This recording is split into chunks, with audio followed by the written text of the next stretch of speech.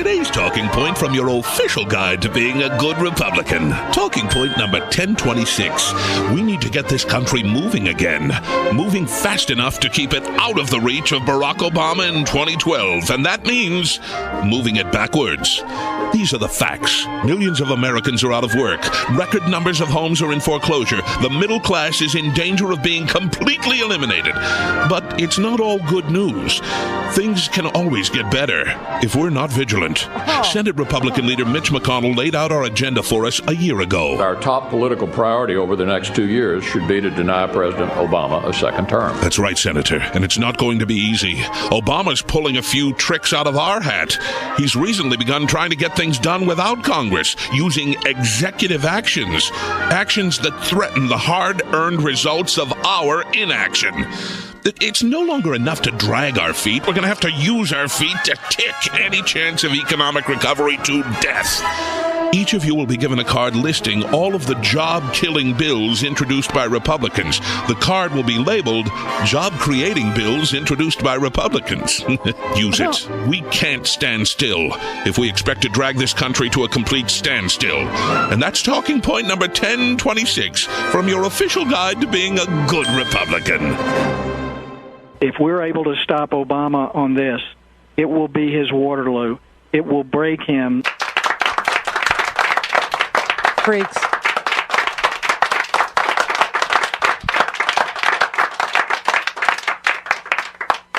Is there any doubt in anybody's mind that the Republicans don't want to do anything that might make the economy or living here or the return of our veterans better?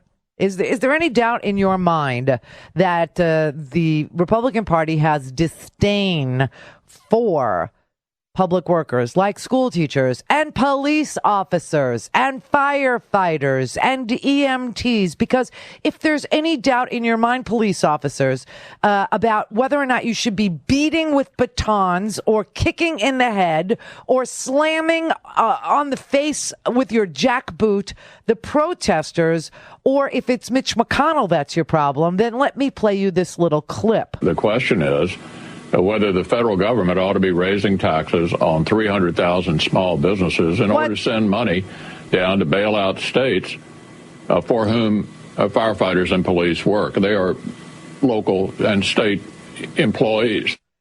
You're a bailout. You're a local and a state employee. And Mitch McConnell doesn't think, what is he talking about? 300,000 small businesses, raise taxes on them. The president's jobs bill has a decrease in taxes for small businesses and on the payroll tax for employers and employees. Both sides get a break so that the tax would go down from 7.5% to 3%. I think it's 2.6, right? 2.6 or 2.4. This is a tax decrease and they won't talk. He's just lying. So the president stood up. Well, the president was on Jay Leno, and the president talked about Mitch McConnell saying that the police don't deserve a bailout. But all the Republicans in the Senate said no. Their leader, Mitch McConnell, said that, and I'm going to make sure I quote this properly, saving the jobs of teachers and cops and firefighters was just, I quote, a bailout. A bailout. A bailout. These aren't bad actors who somehow screwed up the economy. They didn't act irresponsibly. These are the men and women who teach our children, who patrol our streets, who run into burning buildings and save people. They deserve our support. The question is whether the federal government ought to be raising taxes on 300,000 small businesses in order to send money down to bail out states for whom firefighters and police work. They are local and state employees. That is one mean man, I got to say. Their storyline is that there must be some villain out there who's keeping this administration from succeeding. And if Mitch McConnell isn't, in that role, then stop auditioning for it, Mitch.